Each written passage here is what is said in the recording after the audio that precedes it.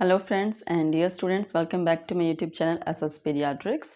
आज के लेक्चर में जो है वो मैं आपके साथ कुछ important multiple choice questions discuss करूंगी चाइल्ड हेल्थ नर्सिंग के, जो वेरियस नर्सिंग कॉम्पिटिटिव एग्ज़ाम में यूजुअली पूछे जाते हैं। सो वीडियो को कंप्लीट सुने सो दैट आपको बहुत ही इंपॉर्टेंट क्वेश्चंस के बारे में पता चलेगा।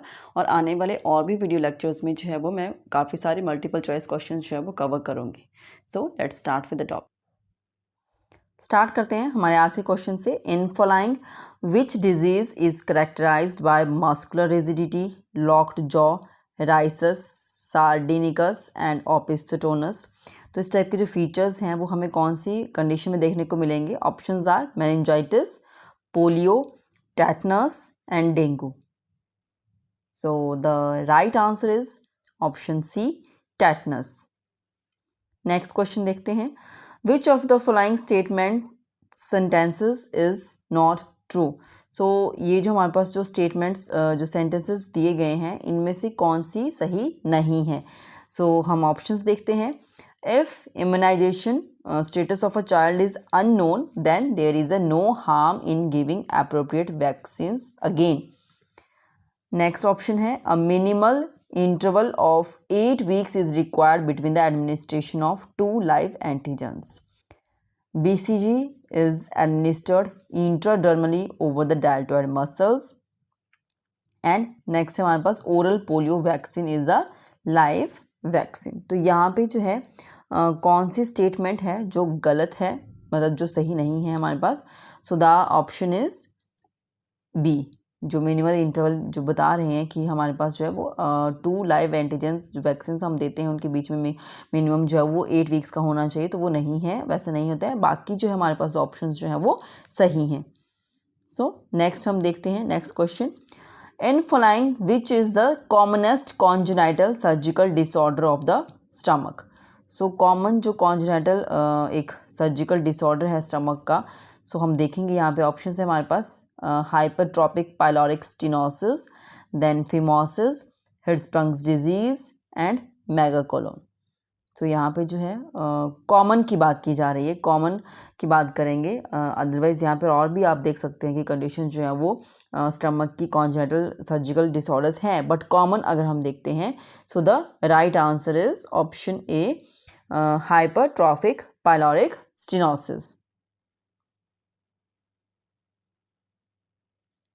इसमें हमारे पास क्या होता है, जैसे ये हमारे पास स्टमक होता है, तो यहाँ पर जो पाइलोरस जो हमारे पास रीजन है, यहाँ पर जो है एक्स्ट्रा से जो है वो मसल्स की इन यहाँ पे जो इंटरनल मसल्स होते हैं उनकी वजह से स्टिनोसिस हो जाती है, और जो भी हम बेबी को फीड करते हैं वो आगे प्रॉपरली जो है वो पास ऑन नहीं करता है बॉडी में इंटेस्टाइन की तरफ। तो ये this is the hypertrophic pyloric stenosis यहाँ पर हो जाता है। So this is the common congenital surgical disorder of the stomach. Next question देखते हैं। The classical presentation of congenital hypertrophic pyloric stenosis is, तो कौन सी इसमें एक मेन क्लिनिकल जो इसका फीचर वो आपको देखने को मिलेगा? Non bilious vomiting, dehydration, constipation and abdominal pain. तो ये हमें यहाँ पे मिलेगा नॉन बाइलस वॉमिटिंग। नेक्स्ट देखते हैं। Which is the treatment of choice for congenital hypertrophic pyloric stenosis? तो इसके लिए जो है एक जो ट्रीटमेंट ऑफ चॉइस की अगर हम बात करें तो वो हमें क्या देखने को मिलेगा? Antibiotics, pyloromyotomy, analgesics and gastrectomy. तो यहाँ पर जो राइट आंसर है हमारे पास दैट इज़ द पाइलोरोमाटमी, क्योंकि ये पाइलोरस, इसे भी आप याद रख सकते हैं। तो पाइलोरस का डिफेक्ट है तो वहाँ पर इसका जो है वो हम ट्रीट करेंगे। So the right answer is pyloromyotomy. इसे आप यहाँ पे देख सकते हैं इस इमेज में, इसके थ्रू आपको और भी अच्छे से क्लियर होगा कि यहाँ पर है ये जो कंडीशन है ये है हमारे पास हाइपरट्रॉफिक पाइलोरिक स्टेनोसिस। जैसे मैंने कहा कि जो ये इंटरनल जो मस्कुलर जो फाइबर्स होते हैं, जो मसल्स हैं इंटरनली, ये एक मतलब स्टेनोसिस एक ऑब्स्ट्रक्शन जो है वो कॉन्जेनिटली यहाँ पे क्रिएट कर देती है, इनकी हाइपरट्रॉफी हो जाती है। तो ये इनकी हाइपरट्रॉफी हो जाती है जिसकी वजह से यहाँ पर जो है वो एक तरह से ऑब्स्ट्रक्शन जो है वो देखने को मिलेगा इन दिस कंडीशन। सो अभी इसकी ट्रीटमेंट जैसे मैंने आपको बताया कि पाइलोरोमाइटमी है, तो पाइलोरोमाइटमी में जो है वो हम क्या करेंगे, आप यहाँ देख सकते हैं जो ये जो है हमारे पास पायलोरस के लिए थिक पायलोरिक मसल जो है वो यहाँ पे देखने को मिलेगी आपको, तो जिसकी वजह से यहाँ पर स्टेनोसिस हो जाता है, तो अच्छे से प्रॉपर्ली जो फ्लूइड है, जो भी कंटेंट है वो आगे पास ऑन नहीं हो पाता है। बट आफ्टर सर्जरी क्या होगा, यहाँ से आप इसको देख सकते हैं, इन दोनों पिक्चर्स में जो है वो आपको एक डिफरेंस देखने को मिलेगा। यहाँ पर जो हाइपरट्रॉफी देखने को मिल रही है वो यहाँ पर आफ्टर सर्जरी कम हो जाती है, ठीक है। सो ये यहाँ पे इसको ट्रीट करेंगे, सर्जिकल जो है वो रिमूवल करेंगे, जो भी यहाँ पर जो हाइपरट्रॉफी हुई है, जो मसल फाइबर्स का जो यहाँ पे हाइपरट्रॉफी हुई है उसको यहाँ से रिमूव करेंगे, सो दैट कि जो भी कंटेंट जो है वो हम फीड करेंगे वो आगे पास ऑन हो जाए। सो आई होप आपको ये क्लियर हुआ होगा। नेक्स्ट क्वेश्चन की तरफ चलते हैं। Recurrent regurgitation and vomiting in the first year of age may occur due to, तो ये किसकी वजह से होगा, constipation, gastric ulcer, gastroesophageal reflux and Hirschsprung's disease. तो ये भी रिकरेंट रिगर्गिटेशन एंड वॉमिटिंग की बात हो रही है, वो भी फर्स्ट ईयर ऑफ एज की बात हो रही है, तो ये जो है वो हमें कॉमनली देखने को मिलता है ड्यू टू गैस्ट्रोएसोफेजियल रिफ्लक्स। तो ये बच्चों में यूजली देखने को मिलेगा, जिसकी वजह से वो ऐसा कर देते हैं। अगर उनको उनका फीडिंग का टाइम टू टाइम ना हो तो वो फीड जो है वो रिफ्लक्स जो है वो गैस्ट्रोएसोफेजियल रिफ्लक्स की फॉर्म में वो उसको रिगर्गिटेट कर देते हैं। नेक्स्ट क्वेश्चन की तरफ चलते हैं। Congenital absence of ganglionic cells in the submucosal and mesenteric plexus of the distal intestine is known as, ये एक कंडीशन का पूरा डेफिनेशन आपको यहाँ पे इस क्वेश्चन में जो है वो आपको एक पूरा डेफिनेशन बताया गया है। सो वो किसको डिफाइन किया गया है, यहाँ पे आप देख सकते हैं हमारे पास ऑप्शंस हैं, congenital hypertrophic pyloric stenosis, Hirschsprung's disease, Turner syndrome and gastroesophageal reflux.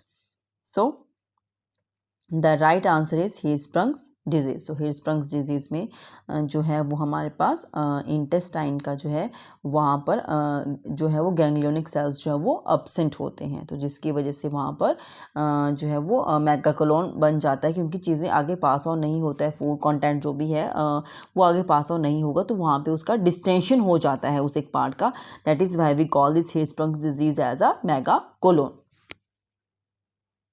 Next question की तरफ चलते हैं। Hirschsprung's disease is most commonly associated with, अब ये कंडीशन है, ये किसके साथ एसोसिएट करती है commonly, options are congenital hypertrophic pyloric stenosis, Down syndrome, Turner syndrome and tuberculosis.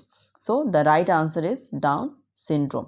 Down syndrome is the trisomy of 21st जो क्रोमोसोम है उसकी ट्राइसोमी होती है इस कंडीशन में।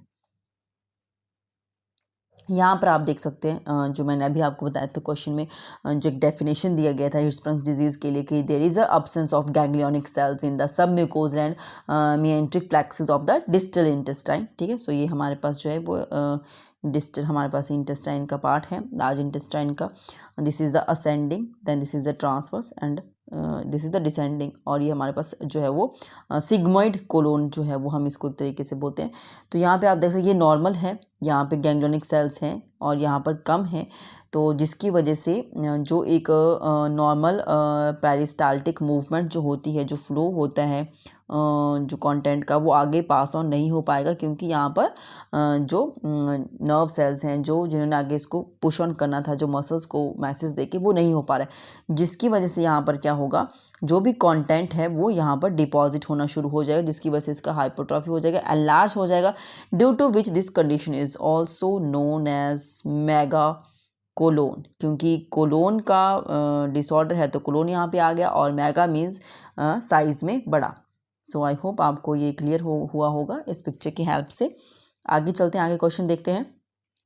प्रेजेंस ऑफ ब्लड एंड पस in the stool is an important clinical manifestation of, किस एक कंडीशन में ऐसा देखने को मिलेगा। सो आई होप आपको ये आंसर आता हो, बहुत ही ईजी क्वेश्चन है और इम्पॉर्टेंट भी है। Cholera, then option B dysentery, polio and meconium. So the right answer is dysentery, इसी में ही ब्लड और पस जो है वो स्टूल में प्रेजेंट होता है। आगे चलते हैं नेक्स्ट क्वेश्चन की तरफ। What is the most common cause of death due to diarrhoea, diarrhoea की वजह से जो है वो मोस्ट कॉमन जो कॉज है डेथ का वो क्या रहेगा, vomiting, dehydration, abdominal pain and lethargy. So the right answer is dehydration. Fluid और इलेक्ट्रोलाइट का डेफिशिएंट हो जाता है, सो जिसकी वजह से जो है वो डेथ होने के चांसेस बच्चों में ज़्यादा बन जाते हैं। नेक्स्ट क्वेश्चन है concentration of sodium in WHO ORS is 75 millimole पर लीटर, 80 मिलीमोल पर लीटर, 20 मिलीमोल्स पर लीटर एंड 110 मिलीमोल पर लीटर। सो जो कंसंट्रेशन की बात की जा रही है सोडियम की इन WHO ORS solution, so that is 75 millimole पर लीटर। नेक्स्ट क्वेश्चन है इन following which is not a clinical feature of dehydration? Dry mouth, option A, then option B, presence of, just typing mistake यहाँ पे हो गया, there is a presence of tears, ठीक है, तो presence of tears। option C, skin pinch goes back slowly and restlessness। तो यहाँ पर कौन सा एक फीचर है जो डिहाइड्रेशन का फीचर नहीं है? So the right answer is presence of tears. तो ये नहीं है डिहाइड्रेशन में। बाकी जो है वो हमारे पास ड्राई माउथ देखने को मिलेगा, स्किन पिंच जो है वो गो स्लोली बैक होगा और रेस्टलेसनेस देखने को मिलेगी, बट जो प्रेजेंस ऑफ टीयर्स है ये एक फीचर नहीं आता है डिहाइड्रेशन में। सो नेक्स्ट क्वेश्चन देखते हैं।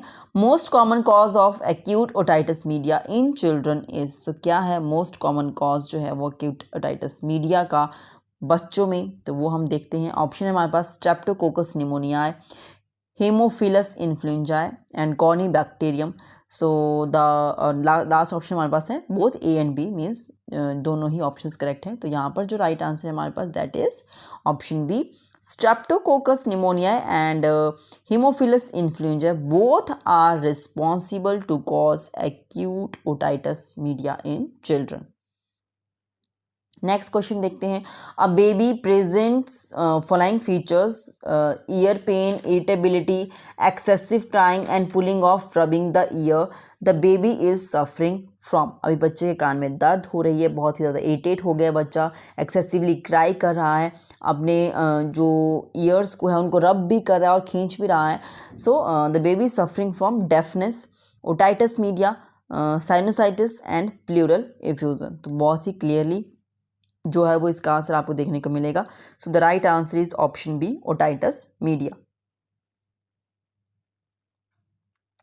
नेक्स्ट है in a baby otoscopic examination is done to examine. तो ऑटोस्कोपिक एग्जामिनेशन, ऑटोस्कोपिक एग्जामिनेशन हम क्या किस चीज़ बॉडी कौन से ऑर्गन को एग्जामिन करने के लिए करते हैं? So options are ear, eye, nose and oral cavity. So the right answer is ear. Ear को देखने के लिए जो वो है वो हम ऑटोस्कोप का यूज़ करते हैं और फिर बच्चे के जो ईयर को है वो अच्छे से एग्जामिन करेंगे कि वहाँ पर कोई फॉरेन बॉडी है या किस रीज़न की वजह से जो है वो बच्चे को प्रॉब्लम हो रही है। नेक्स्ट क्वेश्चन देखते हैं। Which is the most common cause of conductive deafness in children? So deafness का एक कंप्लीट जो है वीडियो लेक्चर मेरे चैनल पे आपको देखने को मिलेगा, थ्योरी का प्रॉपर्ली, उसमें बहुत ही अच्छे से मैंने एक्सप्लेन किया है टाइप्स ऑफ डेफनेस में। सो यहाँ पर हम देखते हैं ऑप्शंस क्या है इसके लिए दिया गया है। Option A, acute otitis media, otitis media with effusion and rhinitis and labyrinthitis. So the right answer is acute otitis media with effusion, that is the option B. This is the most common cause of conductive deafness in children. Next question देखते हैं। Which of the following disease is also known as swimmer's ear? तो किसको कहेंगे हम? Options हैं हमारे पास otitis media, labyrinthitis and otitis externa and rhinitis. So the right option is otitis externa. Next है excessively noisy breathing in children due to airway obstruction is known as. So बच्चों में कभी कभी एयरवे ऑब्स्ट्रक्शन की वजह से जो है जब भी वो ब्रीद करेंगे तो बहुत साउंड जो है एक टाइप की साउंड आपको सुनने को मिलेगी। So that sound is basically known as, option है हमारे पास wheezing, stridor, option C sneezing, option D coughing. तो वो जो साउंड आएगी जब बच्चों का जो नोज़ है वो मतलब जैसे एयरवे ऑब्स्ट्रक्ट हो जाता है तो उसका जब उनको ज़्यादातर कोल्ड और कफ होता है, कोई वायरल फ्लू होता है, तो उस टाइम पे जो है उनकी साउंड देखने को मिलती है। So that particular sound during the breathing, that excessively noisy breathing is known as stridor. Next question देखते हैं.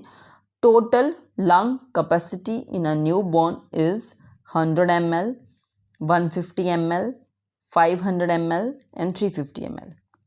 So the right answer is 150 ml. Next question है हमारे पास. In following which sentence is false regarding wheezing sound in children.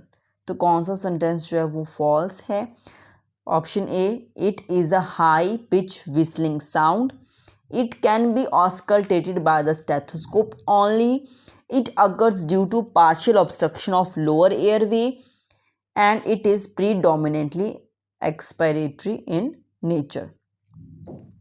So the right answer is it can be auscultated by the stethoscope only. So वो इन्होंने कहा कि इसको ऐसे ही सुनेंगे, बट वैसे भी बच्चे का जो है वो हमें व्हीजिंग साउंड सुनने को मिलता है, क्योंकि ये हाई पिच एक व्हिस्लिंग साउंड होती है और जो लोअर एयरवे का ऑब्स्ट्रक्शन की वजह से समटाइम ये सुनने को मिलती है. सो यही था आज के लेक्चर में. मैंने आपके साथ यही क्वेश्चंस डिस्कस करने थे. ऐसे ही और क्वेश्चंस को अटेंड करने के लिए आप मेरे चैनल को सब्सक्राइब कर सकते हैं SS पीडियाट्रिक्स. और please like and share my videos. और कोई भी और आपकी क्वेरीज हो, कुछ भी क्वेश्चंस हो, तो आप मुझे कमेंट कर सकते हैं. I will definitely try to give the reply to your questions. Thank you.